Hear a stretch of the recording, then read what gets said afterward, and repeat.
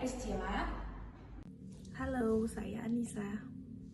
Halo, saya Alia, dan berikut kami akan menampilkan video wawancara kami dengan beberapa narasumber mengenai topik penyebab lulusan S1 yang masih menganggur selama 2 tahun atau lebih. Langsung aja simak videonya.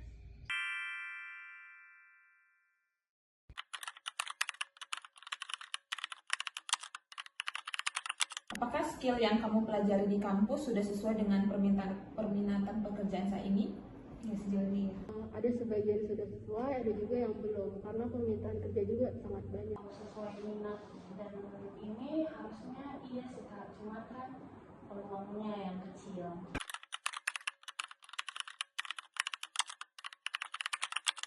Sebenarnya dari universitas ada menyediakan, cuman hanya tentang gambaran tentang kita mau lanjut kemana. Cuman untuk penulisan CV, sejauh ini saya hanya berdasarkan dari aplikasi sosial media seperti TikTok.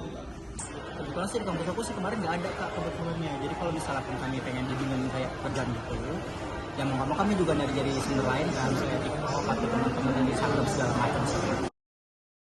Kalau bimbingan karir sih ada ya di tingkat fakultas aku tuh ada namanya Career Development Center sama ada Career Center itu suka apa sih lembaga yang suka kayak nge-share lowongan kerja. Jadi tuh alumni atau mahasiswanya bisa langsung apply sesuai sama kriteria yang udah di-share.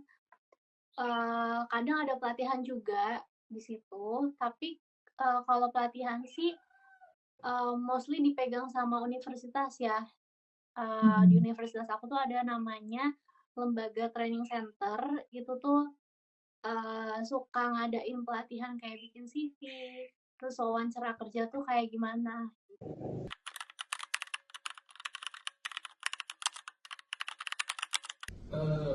Kalau kita bilang dari segi ekspektasi itu pasti ada ya, bukan cuma dari orang hukum aja, tapi bukan cuma dari orang lain aja pun, atau dari fakultas lain, tapi orang hukum pun juga memiliki ekspektasi dalam gaji, contohnya kayak 3 sampai 5 juta, atau bahasa asalkan ada yang ekspektasi sampai 10 juta. Sebenarnya gaji 3 sampai 5 juta itu biasanya dimiliki sama ahli hukum yang masih junior atau masih belia, dalam artian mereka memiliki kemampuan dalam bidang hukum atau legal namun masih dalam tahap kecil, masih dalam tahap yang belum mumpuni. Sementara ekspektasi gaji yang 10 juta itu biasanya diharapkan oleh legal yang memang ahli legal yang memang sudah berpengalaman, jadi di 2 sampai 3 tahun. Kalau ekspektasi gaji sih ada ya setelah lulus. Jadi kan karena pas kuliah aku udah pernah magang, terus sebelum lulus aku sebenarnya udah pernah kerja juga di tempat yang sama sama tempat magang. Jadi pastinya ada ekspektasi gaji sih karena aku udah ada pengalaman sebelumnya. Kalau ekspektasi gaji dan posisi ya, jabatan ya. Gaji sih mungkin karena saya juga masih fresh graduate ya, jadi saya nggak ekspektasi gaji yang tinggi-tinggi banget, tapi kayak untuk UMR lah, UMR Medan itu saya harapkan gaji sesuai UMR, dan posisinya juga saya harapkan ya posisi yang saat ini saya mampu lah di bidang saya, dan insya Allah yang ada jenjang karirnya gitu.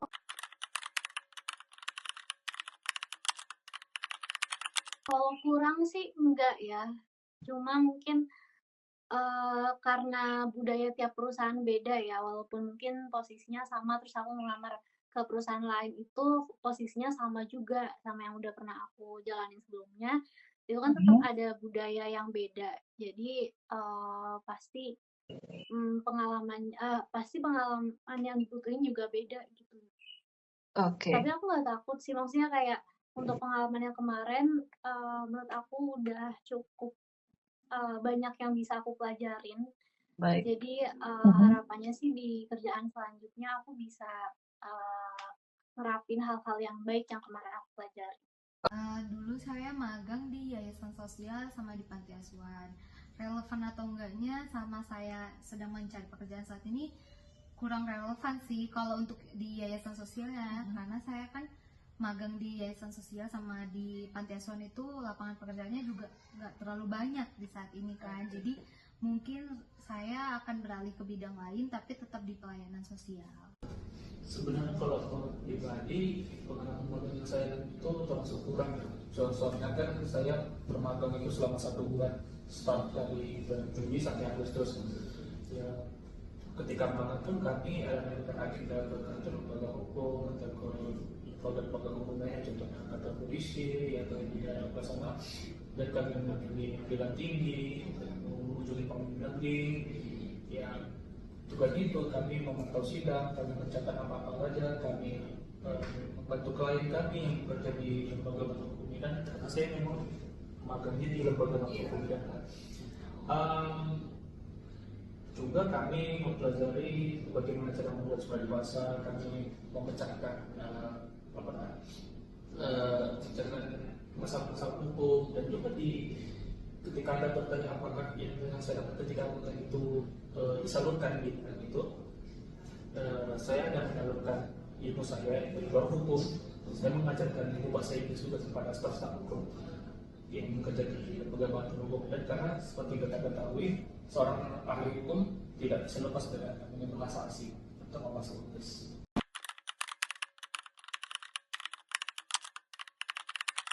Nggak boleh membatasi diri kita ya. Kalau misalnya kita dapat kerjaan apa dulu, boleh-boleh aja, ambil aja, menurutku ya. Iya, enggak. Cuma kalau yang penting ini aja linear gitu dengan manajemennya, kayak misalnya admin atau apa itu masing-masing. Kalau ditanya sih memang lebih enak kerja sesuai passion ya Kak. Cuman kalau sekarang sepertinya karena susah sekali mencari pekerjaan, jadi kayaknya apa aja asal halal. Kalau perusahaan jurusan saya sih enggak ya Kak ya. Kita lebih fleksibel aja sih. Yang penting ada lowongan kita daftar.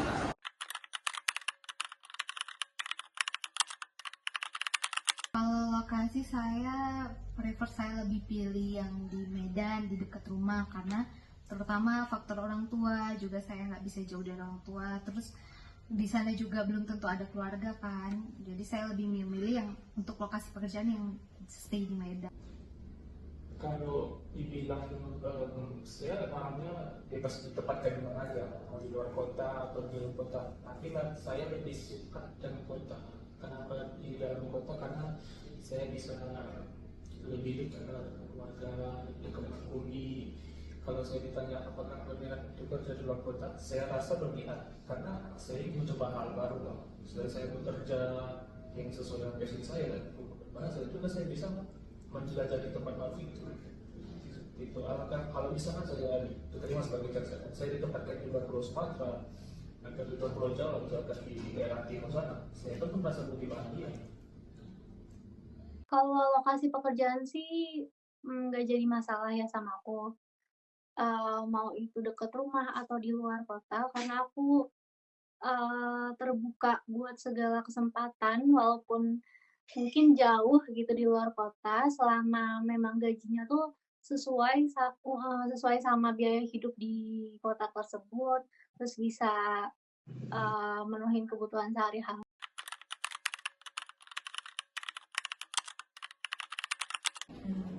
Apakah banyaknya pelamar menjadi alasan utama kamu sulit dapat kerja? Iya mungkin. Menurutku sih ya sih Kak, gitu, karena kan ya kita tuh sendiri sebenarnya kan juga lagi banyak PHK segala macamnya Kak, gitu loh, dan juga makanya jadi kan kemungkinan buat serapan tenaga kerja juga nggak terlalu banyak gitu, jadi ya bisa jadi sih gara-gara itu. Ya karena persaingan yang sangat kuat dan banyak yang mendaftar tapi hanya sedikit yang diterima.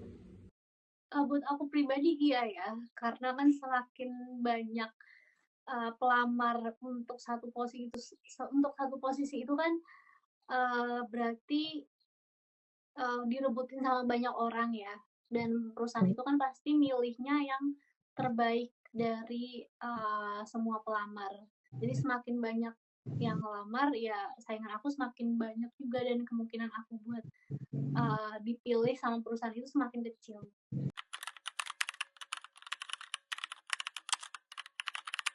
Rasa nggak jumlah lowongan kerja saat ini sedikit karena ini kondisi ekonomi? Iya ya. Iya, dan terbatas banget sih Kak emang. Sedikit banget karena ya seperti kita tahu nih, gitu. Atau di Medan kayaknya kan lapangan kerja yang baru tuh nggak tahu sebanyak itu, sedangkan lulusan dari kampus kayak USU, UNIMED, UISU dan lain semacam tuh banyak banget. Jadi memang persaingan tuh semakin terasa sih.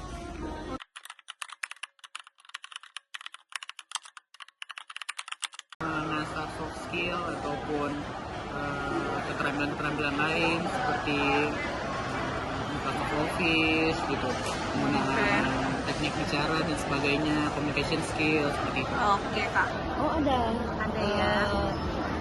Kayak misalnya edit foto, video, belajar mandiri dari Canva atau yang lain-lain. Iya, saya aktif untuk mengambil kursus online seperti kursus komputer karena menurut saya itu sangat berguna untuk saya bekerja nanti. Selama bersekolah saya mengambil beberapa sertifikasi terkait akuntansi juga untuk memperdalam, karena kebetulan berguna lah untuk kedepannya semoga saya.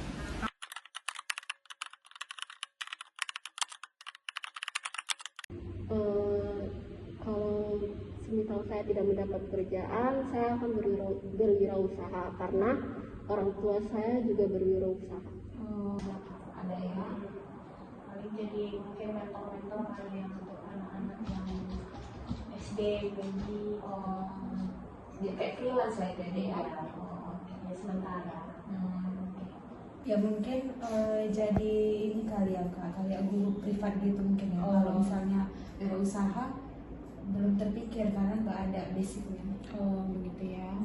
Baiklah, terima kasih ya Dea sudah mau kakak wawancarai. Semua kamu cepat dapat kerja ya.